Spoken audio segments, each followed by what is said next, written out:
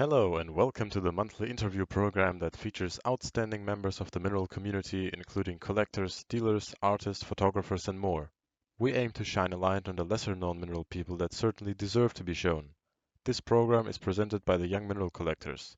I'm your host, Matthew Parshchikov from Cologne, Germany, and this is Under the Radar. Hello, everyone. Today's guest is a young mineral dealer from Ohio. He sells lots of fantastic quartzes and one-of-a-kinds.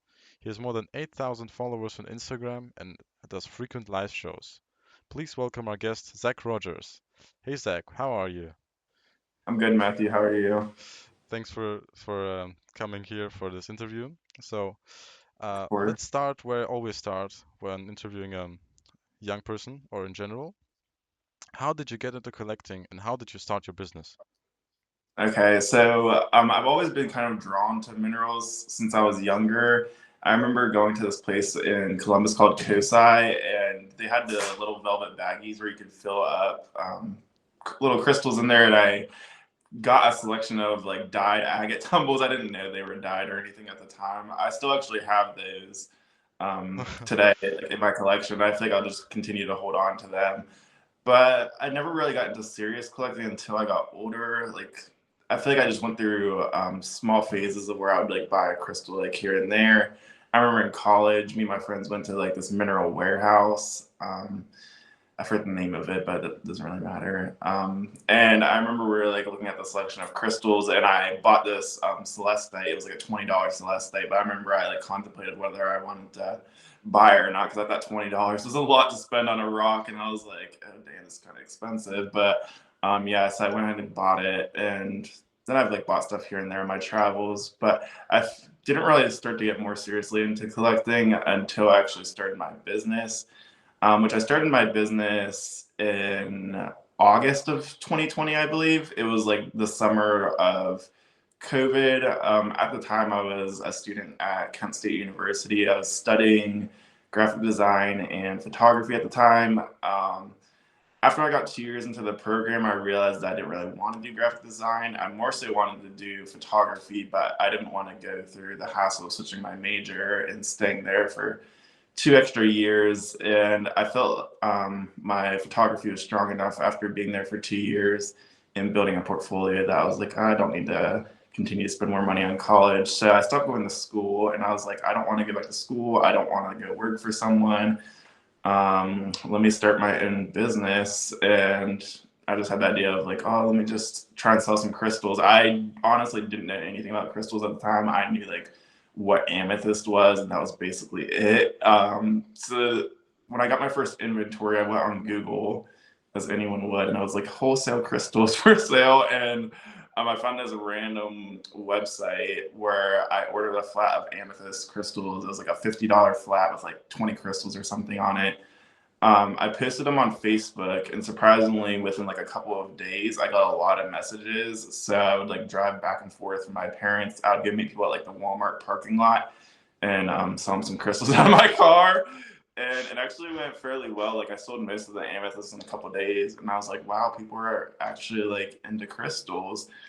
Um, so then after that, I was like, I guess I'll just like invest a little bit more money into it. I didn't really have any money at the time because I wasn't working or anything. I was just living at my parents. I had like $400 in my savings. So again, here I went back to Google, found another website where I spent like $400 on inventory. I didn't know what I was getting into really as far as like material and stuff at the time. Like I said, I didn't really know anything about crystals, but I wanted to start a business. So I bought like $400 worth of Brazilian amethyst, some satin spar from Morocco, and some heat treated citrine from Brazil that I did not know was heat treated because, again, I didn't know anything. I later found out it was heat treated when I posted a picture on Instagram calling it citrine, and I got multiple comments saying, "This is not natural citrine, this is heat treated." And then once I found out it was heat treated, I stopped selling it because I kind of knew from the beginning I only wanted to sell like natural minerals. I didn't want to sell anything treated or anything. So I literally stopped selling those heat treated citrine, and I just put them in a box and tucked them away. Even though like I had just started my business and it was like I didn't really have much money to go buy more inventory, I kind of just didn't continue to sell it anyways because I kind of just knew what I wanted from the beginning. So as I got to selling more, I realized that a lot of people were into them. So then I started an Instagram and I started following a couple crystal accounts. And that's when I noticed that lives were a thing. I didn't know anything about like selling on lives. And I saw these other like crystal girls selling on lives. I remember the first like crystal page I followed, I think it was like Crystalline Gems was her name. I noticed that she was doing live sales and stuff, and I was like, this seems like a really good way to like interact with people and sell product. So then I started doing live sales. But one thing I didn't do, which a lot of people do, sorry, I just said do, but but anyways, one thing most people do when they first start a business is build a following, which I did not do that, which made it a lot harder for me to grow. I just went live like every single day, hoping people would join in. There were many times where I would just be sitting there talking to myself. I wouldn't go on there for like hours and talk to myself because that would be kind of weird. But I would go on there for like 20 minutes. I'm like, okay, no one's popping in today. Let's try again later. And I did that like multiple times a day, like every single day throughout the week. And as I continued to do that more, people slowly started to trickle in. I would get like one or two viewers and I'd get so excited and then it would leave and then it'd be back to zero. But I feel like I just worked really hard and did that for weeks. I don't know how I didn't get discouraged right away in the beginning because I feel like most people would if you're just continuing to do lives and no one's popping in, no one's buying because I didn't have any followers at the time. But slowly after doing that, it slowly started to like pick up. I started to build my little community, and I remember it was so exciting whenever you get that first sale. And I would like rush to pack it. I would pack and ship it like the same day because I was just so excited to do it.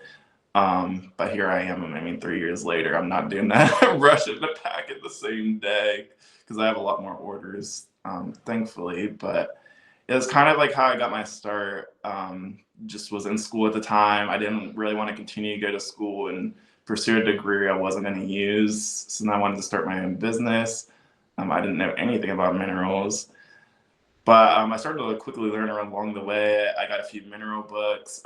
One of the first groups I actually joined on Facebook was the COVID Home Gem Show group. And as I started watching live sales in there and talking to some of the older dealers, I think that helped me rapidly learn a lot more, kind of taking in everything that they have to say in their lives. Or I'd always ask questions too. Like I'm not afraid to ask questions because I don't know everything. No one does, especially when you're new into the hobby. I feel like a lot of those guys were super helpful along the way with giving advice and everything. So I feel the COVID home group was a really great group for me to end up coming across like in the beginnings of my business because there are a lot of dealers who've been doing this for 20, 30, 50 years that have so much knowledge to share. So that was great getting involved in that group. And then I started to get like involved in other Facebook groups here and there. But I'd say the COVID, I cannot even say, I can't talk, but I would say that COVID Home Gem Show group is honestly still one of my favorite groups on Facebook today. I've done some live sales in there. I've become friends with a lot of people in there, learned a lot from a lot of the guys in there. And yeah. Absolutely, yeah. It's definitely a great resource because there's constantly lots of posts, a lot of people there, I think like over 10,000 members. So yeah, that's Mhm. great. That's great. And Yeah.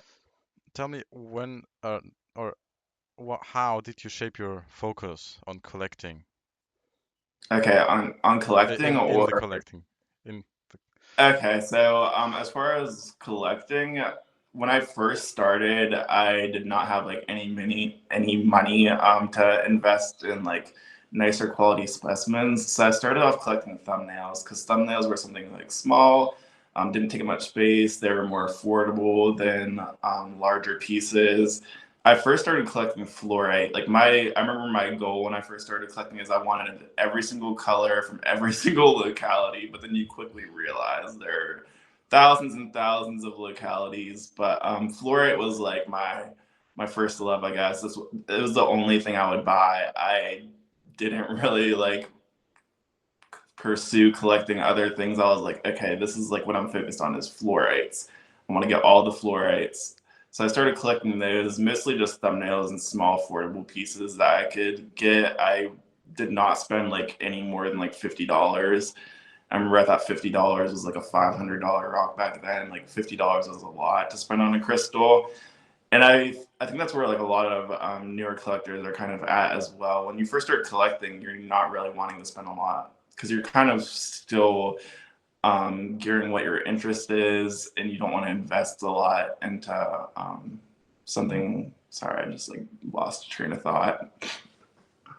So when you're new, you don't want to overspend money on something you don't even know, for No, example. exactly. And I feel like when you're new into collecting, at least for me, you don't understand why someone would spend $500 on a crystal. You're like, you spent $500 on that.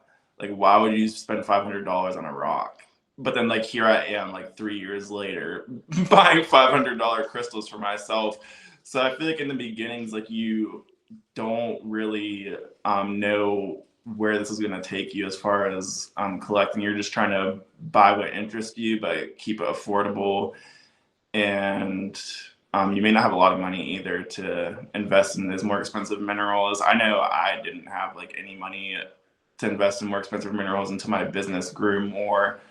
I was fortunate enough to live with my parents too while I grew my business. So as it grew, I was able to like constantly reinvest, and I had a lot more play money to start buying those nicer quality minerals when I lived with them because I didn't have very many bills.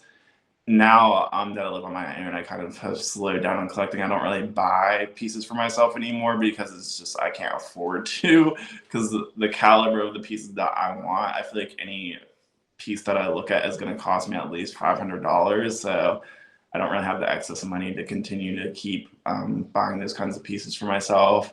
Every now and again, I might buy one, but as of lately, I haven't really bought many. Maybe if I like reach a good like milestone where I have a lot in sales one month, I might. Or I remember last year for my birthday, I bought a Winnipeg selenite because I was like, I want to buy like a nice mineral for my birthday, so I bought that. This will be in the audio. This will be definitely in the interview.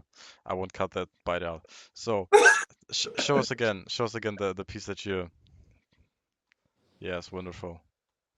Yeah, so this is the piece that I got for my birthday, a Winnipeg Canadian selenite. It's a pretty large one with nice like crystals.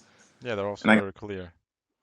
I got this one from my friend Rihanna. Her business is Stone Mineral Society. Got that Wonderful from. That's piece. probably one of the last pieces I bought for myself, honestly. But since I have developed my collection more, I've kind of found my niche in quartz. I'm really into like either high quality alpine quartz that's like super water clear or just pieces with really unique formations and etchings. I'm really big on chlorite, so I have quite a few like chlorite included or chlorite dusted kind of pieces that have just a lot of growth interruption and stuff like that. So I'm just into like the more unique forms of quartz, but also just like your kind of more classic, just like textbook style quartz. So it's like a nice water clear point as well. But That's great. yeah, so mostly just quartz in my collection. I do have some other one-offs that I found really aesthetic that made their way into my collection, but I would say like 90% of my collection is quartz. And what size range? Oh, sorry. I need a little drink. I have like a nice variety of sizes. I have like some like big statement pieces that I put around my house as home decor, which I consider that like a separate collection. And in like my actual collection, I feel like it's mostly from like thumbnail to like medium cabinet pieces. Nothing too large. The large ones I just have around my house as like decor. But I like to try to keep them on like the smaller side. Yeah, makes sense. For your own Hmm. collection, I mean, with the current prices, everything that's large is quite expensive. Yeah, so it does make sense. No, And exactly. as a dealer, do you specialize in something particular? Yeah, I kind of like honestly, as far as collecting and dealing, I feel like it goes kind of hand in hand for me. I love collecting quartz, so I feel like that's majority of what I offer to my clientele. I offer quartz from all over the world, whether it's like high quality alpine quartz from like Switzerland or the Himalayas, or just really funky included quartz from like Mexico or Africa. I just sell any and all quartz from every locality, just whether they're water clear, just really odd formations and inclusions, just like to offer a wide spectrum. I also offer other minerals, but for the most part, it's mostly quartz. And then as far as other minerals I offer, they're mostly try to be like one-off, unique kind of pieces for that I either found aesthetic or they're from like a unique locality that you might not have heard of and stuff like that. So I feel like mostly just quartz and one-off pieces is kind of where I've found myself as like a dealer. Before then, like going back to when I first started my business, I kind of, like I mentioned earlier, I knew I wanted to stick to, excuse me, more like natural specimens. When I did first start that, I was importing a lot of like polish and stuff from China because I kind of like seeing that was what was doing well on Instagram at the time. Like most of the people I was following were selling like polish, so I was like, okay, I'm gonna offer some of that stuff too. So in the beginnings, I was offering like polished towers and spheres and carvings and all of that, which is funny now because like I always kind of say like, oh, I'm not really that big of a fan of like polished material. And anytime I like bring up an old story during like a live, my clients will be like, "You used to sell polish?" I was like, "Yeah, I did. I did in the beginnings. I used to sell polished and jewelry and all that fun stuff." But I quickly realized that that's not the kind of stuff that I was into, and I always try to stay true to myself and offer the kinds of things that I'm actually um, into and collect. So I think a few months after that, after I started my business, I started to just get rid of the polish. It was kind of tough because when you kind of shift gears into almost like another niche, you kind of lose all those clients who were buying from you solely for polish. So it was kind of tough, like saying like, okay, I kind of have to kiss those clients goodbye. But thankfully, a good majority of the clients kind of stuck with me and looked where my brand was kind of going. So I shifted over to solely just mineral specimens. I was like, I don't want to really deal with the polished anymore. And I feel like I quickly started to get a lot of my previous clients into minerals, which is always a good feeling when you kind of convert those people who are kind of stuck in like the metaphysical polished world and you kind of convert them over to mineral specimens. Obviously, I'm converting you to the better side of Exactly. things. I feel like just with the platform on Instagram, there are a lot of like metaphysical and polished sellers. There are a good bit of like mineral dealers as well, but not as many.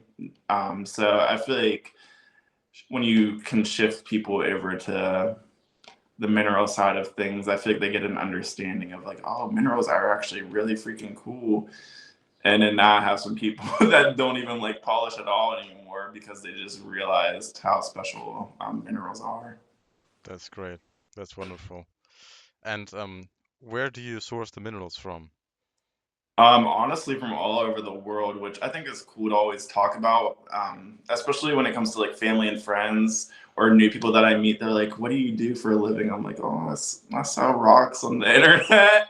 It's always a weird topic to bring up when people ask what you do for work. But whenever you start telling them about it, they're like, "Oh, that's really cool," because I'm like telling them stories how I get to work with a lot of vendors from all over the world. Like I work with people in Brazil, Colombia, Switzerland, Africa, Europe. I'm like working with people all over the world, which is really cool and kind of surreal that you can, with the internet, you can just FaceTime and talk to people all the way in another country. Like right now, I'm talking to Matthew, he's over in Europe. But yes, I feel like I'm mostly sourcing things from all over. And I guess if we're on the topic of sourcing, one thing I quickly realized, and good advice, I guess, for any new and upcoming mineral dealers, the quicker you can start sourcing directly from the source, the better opportunities you're going to get, which I know it's hard to when you first start because you only have a limited buying power. Like when I first started, I could only afford to spend a couple $100s on material. So I was buying from a lot of people in the US, like the people who are kind of working directly from the countries and importing. So you're paying like a higher like price for a middleman, which everyone understands that. And it is harder to buy directly from the country because typically you have to spend a lot more money to ship like a pallet and stuff over. But once you get to that position where you can, I'd say working directly with miners and the people who are directly in those countries is the way to go. You're going to get the higher quality material and the better prices in the long run. That's one thing that I didn't realize in the beginning that I wish I kind of had someone to tell me that, because you just don't really know that kind of thing until you get deeper into it. And I felt like once I started buying directly from the countries, I was able to source a lot better quality. I almost felt like buying from middlemen, like in the States. I feel like I was like almost getting their scraps, which is like kind of don't want to put it like that, because I mean a lot of these guys who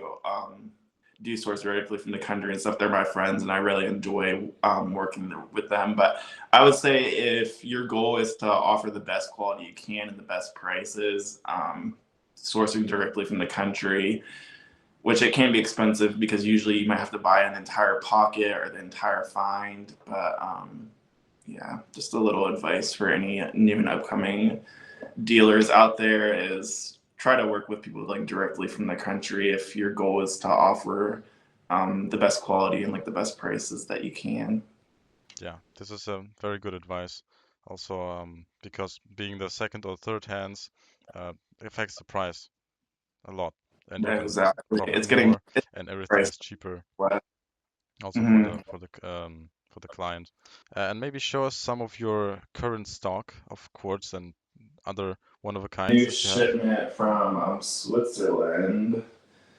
These might be already sold by the time this will be published, but still, Yeah, this is just to probably. show your power, your range of getting the minerals.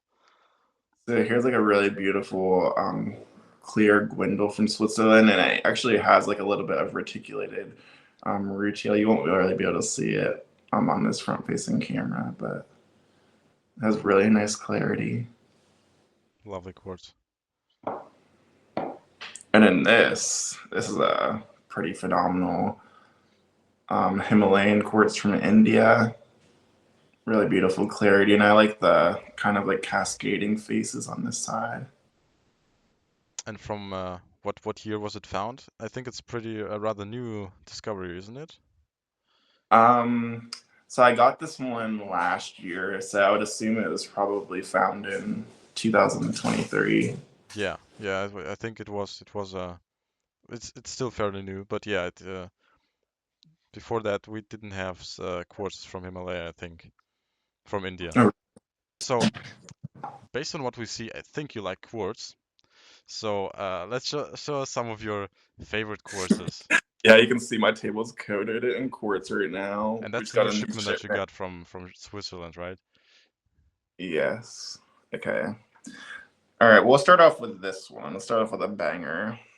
So here's a really good Herkimer diamond chain from Herkimer, New York. I would say this is like one of my all-time favorite pieces in my collection, and it's probably one of those pieces that I've featured on my Instagram that so many people want to pry out of my hands. I mean, as you can see, for good reason. It's got really good clarity. The formation on it is pretty freaking phenomenal, honestly. I need to get a custom base. I'd probably display it like kind of like that on the base, but just like Definitely, absolutely optically fantastic. clear.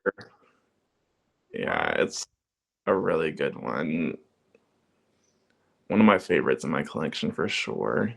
I had always wanted a Herkimer diamond chain, but I never really thought I could afford one. But my good friend Jake, Jake's Gems, shout out to Jake.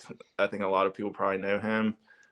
He helped me get this into my collection a couple of years ago, and still one of my all-time favorite pieces in my collection Fantastic. I for think it's good also a reason. great insight just in general. You don't really know what a dealer, a mineral dealer, has in his own collection. Like if you think of the highest high-end dealers, I mean, okay, we know Rob Levinsky has a huge Chinese thing, but if you just think of anyone else, I don't really know what they collect and what their collection looks like and what they even want. So this is, I think, also great to understand what you collect.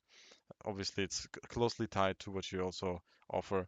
But yeah, this is a great, fantastic piece. Just superb. Yeah, thank you. Yeah, like you said, I mean, I know some dealers they don't collect at all. They don't even have a collection, but some of them that do, you may not know what their collection is. But yeah, some people don't have collections. Like my friend Phil, Parrish on Rare Minerals, he doesn't have a collection. He has like a collection of books, but not minerals, really. Yeah, true. Yeah, well, I mean, if you're constantly living in a flow of huge minerals, that's probably your collection, I guess, and it's constantly changing. Exactly. Let's I see it think if like you're this. constantly like bringing in new inventory, like I feel like I've gotten like that myself recently. Like I'm not really buying as much, and I'm actually gonna be like parting with some of my collection.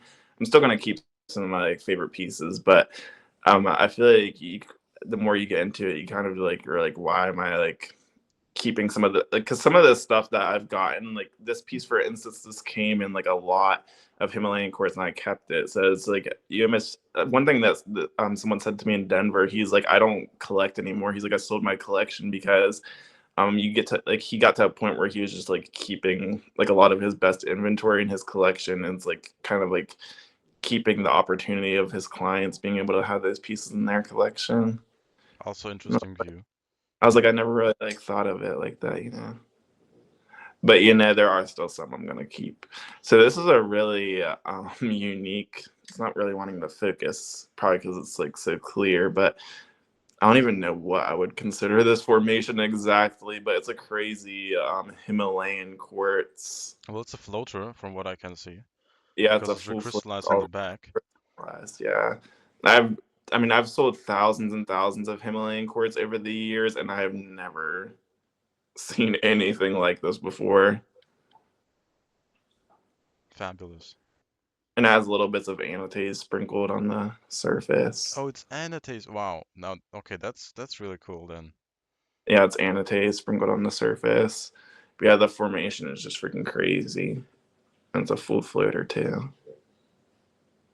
Lovely. So I have my own collection. I like to collect a lot of quartz with unique formations and good aesthetics. As you'll see in like the next few pieces, there's some weirdos. Like this one is probably one of the most unique, I guess, kind of like weirdos in my collection. This is another Himalayan quartz. I've got quite a few Himalayan quartz in my collection since sold so much throughout the years. This is a chlorite coated and included Himalayan quartz with some growth interruption here, which is really cool. Kind of like came apart in the pocket, and then some of the chlorite caused some dissolution, but then it continued to like fully crystallize and form some terminations here. Funky piece. I love that. Yeah, a really funky piece. And green is my favorite color, which is what makes Oh, this well, also. that explains a lot. Yeah, green's my favorite color, so that's why I'm so infatuated with this piece. And it kind of reminds me of like a rocket or something. I don't know. It's just a really fun piece in my collection. Very interesting, yeah. All the etchings and everything. Super cool. Jesus Good thing we Christ. drop it. Give me a heart Okay. attack twice already today. Of course, three of the four that I pull out are Himalayans, but these are just some of the more unique ones. Like this one's a Fodden from the Himalayas, which you like rarely ever see. Yeah, I think the stuff which is fairly new compared to the classic like Swiss quarters, for example. And yeah, it comes in a lot of variety and sizes also. No, yeah, I think because it's near production, this is why it's like almost like you aren't really seeing. Yes, Maybe we'll I see think it's more really like Fodden. underappreciated. I don't see a lot of the Himalayan stuff personally. Only I think from you and one other Indian dealer who just has the access there because he's Indian dealer, like the one of the largest. I Really. forgot who it was. So yeah, that's great that you got the diversity Maybe and variety you're maybe bringing it just in. comes down to like the people we're following on Instagram because there are a lot of people that I follow that offer Himalayan quartz. Because I know so many people that offer the material. And how can people reach you? Can they just DM you or is there a contact form? Yeah, you could. I would say the best way you can get in contact with me is through Instagram. Honestly, you could email me, but I might not see it right away because I truthfully don't really check my email. So honestly, Instagram messages is like the best way to contact me. If you're not on Instagram, you're welcome to add me on Facebook, and you can message me there as well. My Instagram handle is note underscore to underscore self dot co, and then my Facebook is just Zach Rodgers. That's good for people to know. I hope you get a lot of clients from the YMC group now. I Also hope too. so. All the courts. Well, we were speaking about prices. So how do you feel about the inflation? I'm sorry, my dog just grabbed something. What? My dog. This little bad girl. Little Roxy. My little baby. Tell us about the decision of purchasing this fine specimen. Well, I'd been knowing that I'd wanted a Mayan dog for a while after I moved into my place about like a year and a half ago. But I feel like it was always just bad timing, especially with traveling to gym shows and stuff. Because with Tucson last year, I went for like an entire month. And in Denver, I went for like 2 weeks. I was like, it's hard to get a dog during like shows and stuff like that. And then my parents' dogs, they accidentally bred. They're two Frenchies, and Oh, after they gave birth, I was like, oh, I kind of want one because I was like, with traveling and stuff, honestly, a small dog would be ideal because I can bring her with me. So in January, I decided to bring her home, and it was the best decision because I love this little girl. But I actually went. I did go to Tucson again this year, and my parents watched her for a month. So when I got back, she was like double the size. But she honestly loved it because they have 7 dogs. So she was like in heaven playing with them like all day, every day. oh wow. Yeah, that's also a dog is a good thing for to cure depression. Just uh, a small side note. It adds routine, and you have someone to cuddle with. So get a dog. I, A dog is great. I feel like she's definitely helped develop a routine for me. Like I wake up earlier to start my day, and like I feed her before I feed myself.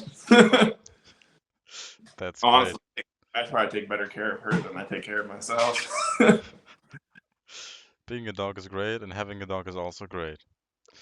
Coming Yeah, I back love. to the interview, the Hey, yeah, we market. were um Hmm? kind of current inflation of prices. Exactly. How do you feel about the very high inflation rate that we've always already seen in Tucson this year, 2024? The prices were incredibly high, unreasonably high also. Does it benefit everyone in the end, or would it be better to keep stable prices? And I how think does it's it better. affect you as a I dealer? think for the people who are asking some of those prices, I think it's honestly better to keep a more reasonable price because you do notice. I did notice at Tucson a lot of the price. I mean, at shows prices are just higher in general. I feel like you just have to factor in like their booth fees and all of that. But besides that, I feel like prices were honestly like almost double what they were last year at Tucson, which is kind of crazy. There were some of the pieces, I swear there were some pieces that I saw last year that some people had this year and they were like double the price, which kind of confuses me because if you still haven't sold the piece, like why would you increase the price? I feel like as a dealer myself, I don't like to hold on to inventory for a long time. So I try to price things as fairly as possible so that they move. So there's like a current flow of just cycling in new things. And I think if you're having your pieces set at a certain price and you're noticing things aren't selling, because you will walk around, I was at the show for an entire month, you will walk around the show and things are selling, but there are some people that you'll go into their room and you notice like nothing has sold or very few has sold. And I think it comes down to like your pricing. And if you're questioning like, oh, my sales are down this year, but my buddy's saying he's had the best year in sales, maybe you need to like do a reflection and look at where your prices are. If you're able to come down on your prices and still make money, then that's probably like a good decision to do. I think it's better off in the long run to just be fair and have your markups fair. That way, things are just constantly flowing, like, and you're not stuck with material for long periods of time. But yeah, I think the prices have honestly been getting kind of ridiculous. I haven't been selling for very long. I've only been selling for about 3.5 years. And I know inflation is just a thing in general, not just in the mineral world. Like everything has gotten exceedingly more expensive. Even like buying wholesale has gotten more expensive, which can result in prices going up. But I still think that some people do have room to make their prices more fair, especially some of the bigger dealers, because I know I'm a smaller dealer. And if I can offer material that is just as good quality for a fraction of the price, I know that their markups are much larger than mine because they have a lot bigger buying power than I do. Like I'm still a small guy. Like I can't afford to go buy like a $50,000, $100,000 collection. And if you do have that buying power, and your prices are higher than the smaller guys, then I think you're trying to take almost maybe take advantage of some people in a way, because I feel like I keep like repeating myself, but I feel like when you get to that higher status and have the bigger buying power, you're definitely getting better deals on materials, so you can offer better prices. And that's just what I've realized after doing this for a couple of years. Because even myself, the more buying power I've gotten, I can offer better prices. So you'd think some of the people who are like doing 1 million in sales a year can surely offer better prices than even what I can offer, because I know they're getting a better deal than I am. Yeah. Well, yeah, it does make sense.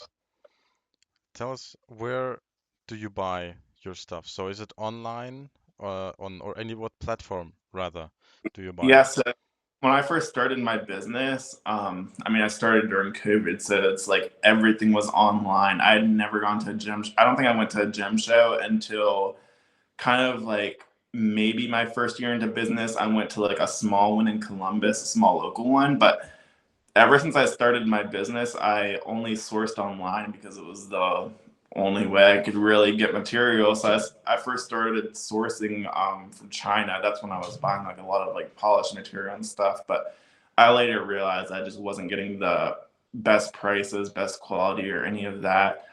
Um, but yeah, since then I've just been mostly working with people online. Going to the bigger gem shows has helped somewhat, like going to Tucson and Denver as far as finding suppliers, but a majority of them I had just found them online, either through like Instagram or Facebook. And how I found them exactly, I can't really like say. Not that I don't want to say, but it was kind of just by chance. I don't know. Right. I just followed them, and I was like, just reached out to them. Sometimes too, like they might not even mention that they're like a dealer, but like you see the material that they like offer, and I was like, hey, do you like sell wholesale? And then boom, bam, there you go. But yeah, basically I've just been sourcing material online pretty much all through these years. Well, I noticed one thing that you have done very differently from some newer dealers. You didn't buy the mass quantity stuff. Well, okay, the polish apart from that, but you're focusing on something that's desirable for a mineral collector and not some Pakistani or Moroccan, whatever mass quantity stuff that you can get everywhere, anywhere from the people themselves, from the Pakistan people. So nothing that's flooded the market. I like that you brought that up, because one thing that I was always my mission as well when I first started my business. Not only did I only want to offer minerals, I wanted to offer things that were unique and different amongst what everyone else is offering. I feel like not even just with minerals, I've always been that kind of person who just wants to stray the other way and do things differently from other people. So like I will see like a lot of people like selling like Moroccan and Pakistani stuff, like I guess like vanadinites from Morocco, azurites and stuff. And I think why so many dealers sell that material is because you can buy it so cheap, like at Tucson and stuff like that. But it's just so plentiful on the market that I'm like, I don't really have interest in selling things that everyone else is selling. So I try to offer different material. And I feel like I just have gotten more selective over the years, especially as far as quality. Now I've gotten to the point where I mean, I used to buy like these like bulk lots, like of like Moroccan material and stuff like that, because it's just easily accessible. I think it's the most like common and easy dealer to find is like a Moroccan or a Pakistani dealer because they're just everywhere. And especially when you go to the shows, I mean, you see so many Moroccan dealers. You can walk into any booth and buy that material. Yeah. But as the years have gone on, I've just kind of shifted my focus on offering higher and higher quality and trying to not buy bulk lots because a lot of times with buying those bulk lots, they're usually not like the best quality. And with going to the gem shows the past 2 years, it has been nice because you can individually select in person. Whereas ever since I started my business, I've only been buying online. So now I mostly just try to only offer a nice like selection of things rather than just like big bulk lots. The only bulk things I will buy is like high quality quartz, but even those I try to like be selective. Thankfully, I work with dealers who like allow me to like hand select because sometimes you just really can't. But I feel like after working with someone for years, you kind of develop that relationship where they kind of take care of you, you take care of them, which is great. So yeah, now I have shifted to mostly just offering like high quality quartz and like one-off specimens. Yeah, and because you offer such high quality, or rather, you offer such high quality, but at great prices, at affordable prices. So which is Mm-hmm. also affordable for the younger generation, for the young middle for people that are just coming into the hobby, and always, of course, up to some higher priced, also great specimens. So tell me, how do you price your specimen? Okay, so I mean, pricing is so subjective, and there's so many variables that go into it. It really comes down to like what the material is, where it's coming from. But generally, I really try to just do like the normal tactic of like a three times markup. That way, like you can kind of like cover your cost for buying the material, cover your like packaging and whatever monthly fees are like that. But it really comes down to like what the material is. Sometimes I might mark things up a little bit higher than a three times markup if I got like a really good deal and it's like an exceptional piece. But Of course, makes um, sense.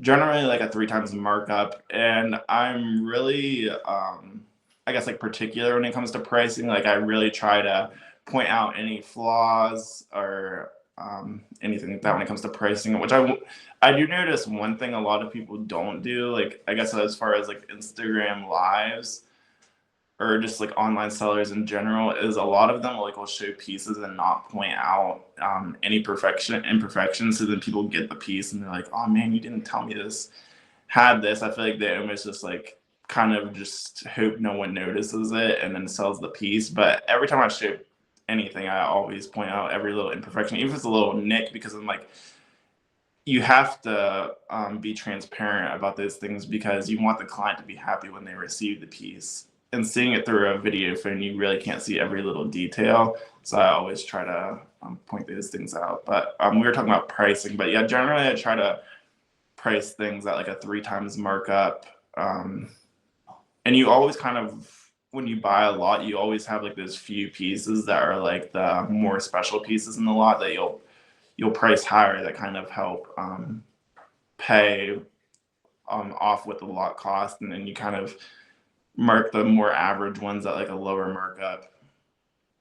Generally, Exactly. that's, I guess, kind of like a general explanation of how I price. I'm just pricing the higher quality, more aesthetic ones at what I think is a fair price.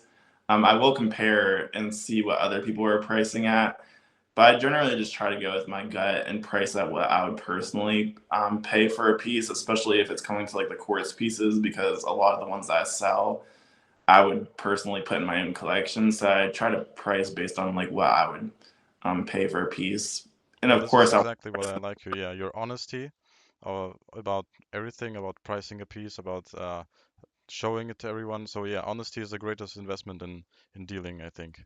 no, exactly. And I try to be completely honest and transparent with my clients about that too. Like when I'm doing live sales, I'm explaining why I price this piece. Like I don't ever see anyone doing that. Like people are just like flying through the material and like, all right, here's this piece, it's $100. But I like to almost like, I guess like hold my client's hand in a way. Like I would be like, this is like okay, let's take this like Gwendol for example. Say this is like a $1,200 piece. People be like, why is that $1,200? But usually people don't ask that question because I'm already explaining why I priced it at that price before they can even ask it. I'll be like, so this one's 1,200, and I'll be like, the reasoning for that is it's got exceptional clarity. It's got a nice twist to it.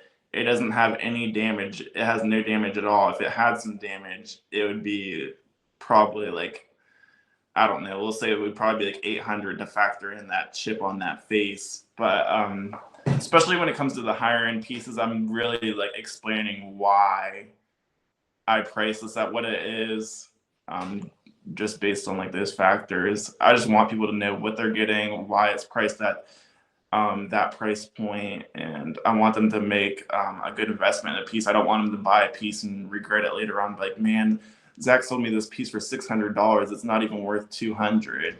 Like, I want people to make the good decisions with their pieces, and I will literally talk people.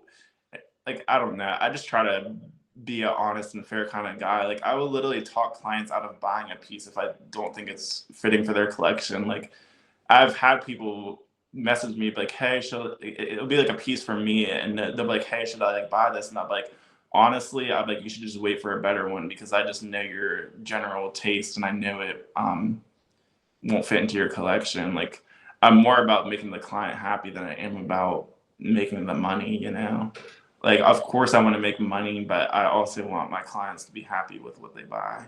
Well, this is great. This is exactly why I'm interviewing you because you take the client by the hand. You show them the young people, especially the newcomers.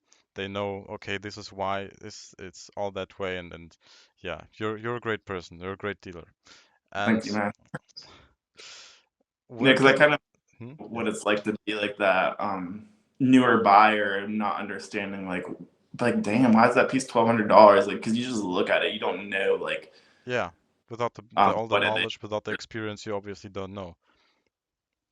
So And yeah, this I is try to just voice that to anyone who comes into my lives and just try to be educational and sell some rocks, you know. this is important. Yeah. Where can people purchase specimens be apart from Instagram? So I do live sales on Instagram as well as story sales, but we also have a website. It's notetoselfco.com. We've recently been trying to upload a lot more product on there. I think right now we have about 120 pieces.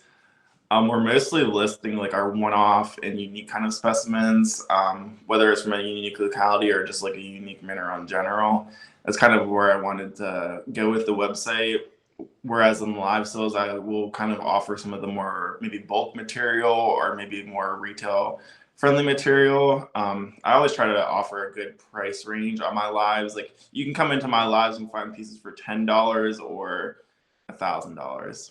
We don't sell $10,000 rocks, but I'd say the most expensive rock that I've offered is like 3,000. Generally, I'm trying to cater more towards more experienced collectors and new collectors. Like, I want to offer affordable $10 pieces, but I also want to offer some like good quality ones that are still within a reasonable range. So I try to not sell anything that's like above like 3,000, honestly. This is great. Now, why did you choose the name Note to Self Co? Okay, so I guess when it came to the name, I feel like when you start any business, you're always like, what's this name gonna be? What's this name gonna be? So couldn't really figure out what the name was gonna be. It kind of just came to me one day. So when I was in college, my mom gave me this little plaque, and it was like my daily like memo that I would look at. It was like from a Target or something, and it said you're gonna make yourself so proud or something like that. And then it said like note to self, and I feel like I would just look at that like every day when I would like go to class because I feel like going to college was kind of like something that I wanted to do for myself to like not make just myself proud, but like my parents proud as well. So that kind of like played into the name because I was like, you know what, like note to self, like I don't want to be tied to just having like the word like mineral in my name. Because when I originally started my business, I wanted to branch into other things besides minerals because I'm really into like home decor and stuff like that. But the mineral thing kind of took off, and that's where we're at now. But so the note to self came from like a little plaque with that little quote on it that I got from my mom. So I feel like starting my business was like something that I was doing to like make myself proud. So I was like, note to self. That's really cool. And on your website, you have the specimens are photographed. By who? Yeah, so I have my friend Noah professionally photograph like all of the specimens that go on the website. So we have nice, like high quality photos of the overall specimen, some macro shots of them so you can see some of the finer details, and then videos as well. We try to keep the website like more polished and simplistic. That way you can just go straight to the shop like page and just look at all the minerals, and they are all well photographed and everything. Perfect. Yeah. So, coming to the end, what are your hopes and fears about the future of the hobby? I would say one of my biggest fears, especially for new collectors, is the way prices are going right now. I think a lot of people aren't really considering the next generation and the newer clients. I mean, I guess when you look at like a lot of these high-end dealers, their prices are so inflated and out of touch. A lot of new collectors don't have a lot of money. They can afford to spend like no more than $50 probably. Because just think a lot of these guys that are getting into collecting, guys and gals, they're in college, or maybe they're not even in college. Maybe they are in middle school, high school. They're young kids. They don't have money. They probably have their parents' money or are working like a minimum wage job. But I think with the current rise in prices, we're not really considering like the next generation. We're kind of outpricing the ability for new collectors to be able to get into the hobby, because at this point mostly what they can afford is like the stuff that most people may not want, you know, like you can't buy a really good quality specimen most places anymore for $50. And I feel like we're kind of forgetting that and considering the next generation. Like some people are just pricing to the people who are already more in the hobby and I guess have more money in now. Yeah, exactly. And if So, yeah, yeah, so if the prices just keep going up on things and we're not considering that next generation, I don't know. Only two things can happen: is the hobby like dies out because it's so priced out that people can't get into it, or people are just going to have to lower their prices and just like put that into consideration. I think if any of those, I guess higher end dealers that I'm referring to, and I'm not referring to anyone in general, just I guess if you see this, kind of like consider that next time you get a price a specimen, like, hey, like maybe I should price this for. I mean, just like I guess have that in consideration of offering material and more affordable price points for new collectors, because I know not every mineral is going to be affordable. I mean, hey, that's like the fun of the hobby. And now there's some of those more rare, uncommon, just like one-off pieces that might be worth $1 million, but you can offer some $20 rocks too. You yeah. So know. if you become a dealer, just know that you should price your stuff fair and not like the top dealers because you're not a top dealer and they can do that. You can't. For newcomers. Exactly. Exactly. And I feel like with some newcomers who have come into the hobby more recently, I mean, I'm a newcomer myself, but I think what some people do is they look at the prices that the high-end dealers are offering, and then they think that they can price their material at the same price point This is when, not the actual price. It's a high-end dealer price. It and doesn't. also their material might not be comparable of what they're asking for this. It might be like a very fine specimen of like an azurite from CMEB or something, and then you might have an azurite from CMEB, but it might be just like a smaller, less impressive piece. I think some people just aren't educated sometimes in that realm of when it comes to pricing. They just like see what other people are pricing, and like, you know what, I can price this at $5,000 too, just because. But I think you need to do the research and understand like why specimens are priced certain ways. I mean, we all know that some of the high end dealers, their prices are just I misprice. It's like buying like from Chanel, honestly. Like I miss paying into the name Yeah. with some of those dealers, but just do your research and try to price things fairly and consider that next generation of collectors that are coming in. So do you want to tell anything to the new coming generation of dealers and yeah, the dealers? Okay. I mean, I guess if you're considering being a dealer or you are a new dealer, I'd say the most important thing is staying true to yourself. Offer material that you thoroughly enjoy. And sorry, my mind just blanked out. I haven't even eaten today. I'm like brain dead. But I would say for any new dealers that are coming in, or if you're considering being a dealer, just the biggest thing is honestly stay true to yourself.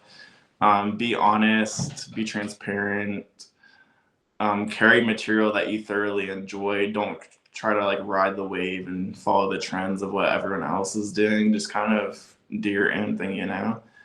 And I would say talking to the older, more experienced dealers is definitely something that will help you in the long run. If you can, like, find someone who can mentor you and kind of guide you throughout your journey. Wise words. Wonderful. Well, Mhm. thank you very much for this insight into your dealer life. Of course. And yes, this was wonderful, amazing. Thank you for coming on the show. Goodbye. Thank you for watching this episode of Under the Radar. You can check out today's guest through the links in the description below. Tune in next month for another episode and don't forget to like and subscribe so you won't miss any new uploads. Take care and we'll see you next time.